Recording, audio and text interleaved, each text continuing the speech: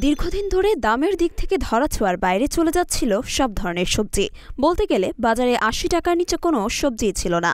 বিক্রেতারা অভিযোগ জানিয়ে আসছিল রাস্তায় রাস্তায় চাঁদাবাজি বিষয়ে, কিন্তু গত কয়েকদিন ধরে কোথাও নেই কোনো চাঁদাবাজি। সে কারণে বাজারে আগের চেয়ে কমতে শুরু করেছে সবজির দাম। তবে এখনও যেসব সবজির দাম বেশি, সেটির কারণ হিসেবে ব্যবসায়ীরা বলছেন কিছু কিছু সবজির এখন মৌসুম নেই, সে কারণে সেগুলোর দাম কিছুটা বেশি। শুক্রবার রাজধানীর বিভিন্ন বাজার ঘুরে এমন তথ্য পাওয়া গেছে।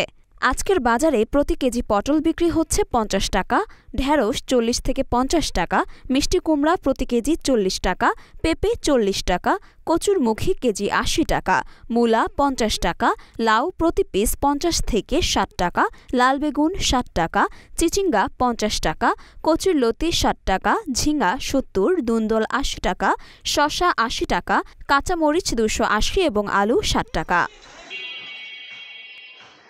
মরিয়ম মিম, ঢাকা পোস্ট।